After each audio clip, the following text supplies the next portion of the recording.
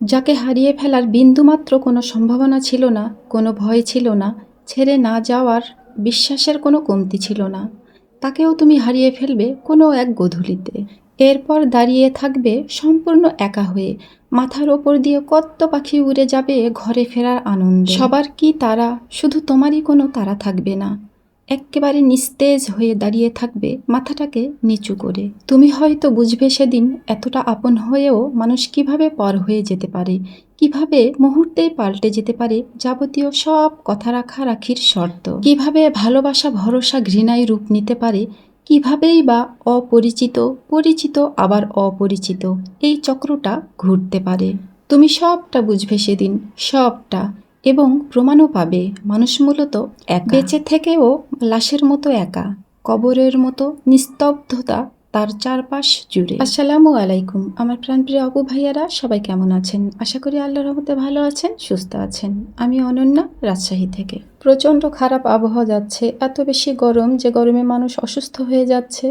আবার আবহাওয়া চেঞ্জ হবে, এটার জন্য কিন্তু মানুষ আবার জ্বরেও ভুগছে। তো গত ভিডিওতে আমি বলেছিলাম আমার শারীরিক অবস্থা একদমই ভালো না। তো সেই দিনই রাত্রেই কিন্তু আমি অসুস্থ হয়ে যাই এবং আজও আমি অসুস্থ, এবং এতটাই বেশি অসুস্থ যে উঠে আমি রান্নাবান্না কাজকর্ম তো দূরের কথা, আমি নিজেই হাঁটা চলাফেরা করতে পারছি না, এতটা আমার খারাপ অবস্থা। তারপরেও স্কুলের প্রচুর চাপ ছিল, পরীক্ষা নেওয়া, খাতা দেখা, এইগুলো কষ্ট করে করেছি। করার পর থেকে আমি আরও বেশি অসুস্থ হয়ে গেছি। আমার প্রাণপ্রিয় আপু ভাইয়ারা, জানি না আমার কণ্ঠে আমার অসুস্থতা প্রকাশ পাচ্ছে কি না, তবে আমি ভীষণ অসুস্থ। আমি ইনশাল্লাহ চেষ্টা করছি সব আপুদেরকেই সাপোর্ট দেওয়ার, যেহেতু আমি একদিন পর পর ভিডিও আপলোড দিই। তো সেটা থেকেই জানি না কতটা পারবো। যদি একটু এলোমেলো হয়ে যায় তাহলে অবশ্যই ক্ষমা সুন্দর দৃষ্টিতে দেখবেন, এবং দায়িত্ব কর্তব্য থেকে নয় ভালোবাসাতে দেখবেন। তাহলেই মনে হিংসা আসবে না যে ওই আপুটা আমার ভিডিও দেখেনি আমি কেন দেখবো, এরকম আসলে আসবে না। তো যাই হোক, দোয়া করি সবাই যেন ভালো থাকেন, সুস্থ থাকেন। প্রচুর আবহাওয়া যেহেতু খারাপ, সবাই নিজের নিজের পরিবারের ছোট বাচ্চাদের যত্ন নেবেন। তো এটি ভিডিওটা কিন্তু আগের ভিডিও ছিল। আমি যেহেতু রান্নাবান্না কাজকর্ম কিছু করতে পারছি না, সেটা থেকেই আমি ভিডিও করা তো দূরের কথা, নিজের পরিবারকেই আমি খাওয়াতে পারছি না। তো এই ভিডিওটা আমার অনেক আগের ভিডিও ছিল, সেই ভিডিওটাই আমি ঠিকঠাক করে এডিট করে আজকে আপলোড দিচ্ছি। তো দয়া করে ভালোবেসে ভিডিওটা দেখে নেবেন আমার প্রাণপ্রিয় আপু ভাইয়ারা। প্লিজ লাইক দিবেন আর আমাকে অনেক অনেক অনেক ভালোবাসা দিবেন। আমি এই মাছগুলো কেটে নিয়েছি। এই মাছগুলোকে আমরা জাপানি মাছ বলি। এই জাপানি মাছটা অনেক দিন পর খাচ্ছি, খেতে কেমন লাগবে যখন কাটছিলাম আর ভাবছিলাম। তো যেহেতু এটা কয়েকদিন আগের ভিডিও, খেয়েছিলাম আলহামদুলিল্লাহ, টাটকা টাটকা মাছ রান্না করেছিলাম, এই কারণেই হয়তো আল্লাহর রহমতে খাবারগুলো খেতে বেশ ভালো লেগেছিল। আর কিছু ঝিঙ্গা ছিল কয়েকটা, একদম শুকনো হয়ে গিয়েছে, কারণ এত গরমে মনে হচ্ছে ফ্রিজেও ভালো থাকছে না। তো সেই শুকনো শুকনো ঝিঙ্গা রান্না করলে ভালো লাগবে না, সেটা ভেবেই ঝিঙ্গা একটু ভর্তা করব, তাই তো একপাশে কিন্তু সেদ্ধ বসালাম। আর সেদিন আমার মশলা আমার শেষ হয়ে গিয়েছিল, তাই তো একদিকে ফুলকপিও ভাজছিলাম, আর এদিকে মশলাও বেটে নিচ্ছিলাম। পাটাতেই বাটছিলাম, যে অনেক মশলা করব না, একটু মশলা যেহেতু করব সেহেতু পাটায় বেটেই করি। তো মশলা করা শেষ হয়ে গিয়েছে, আমি এখন রান্নাবান্নার কাজে চলে আসলাম।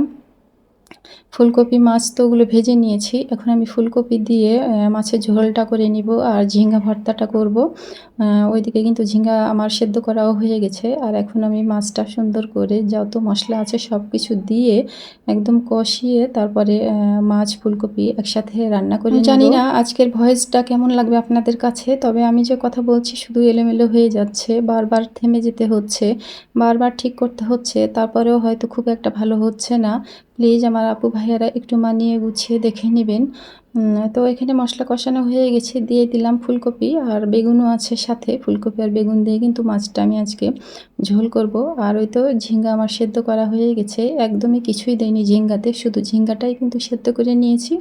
আর এখন আমি একটু বাটনায় ঝিঙ্গাটা বেটে নিব সুন্দর করে নিয়ে, এই তো আমি এখন কড়াইয়ে কিন্তু ঝিঙ্গাটা তেলে দিয়ে নিব, আর এই কড়াইয়ে কিন্তু নাড়াচাড়া করে এই ভর্তাটা আমি বানিয়ে নিব, আর কিছুই আমাকে করতে হবে না। তো আজকে আসলে ভাবছিলাম যে আমি মনে হয় ভিডিও ভিডিওতে ভয়েসটাও দিতে পারবো না, কারণ ভিডিও করা থাকে, সব ভিডিওতে তো আর ভয়েস দিয়ে রেডি করা থাকে না।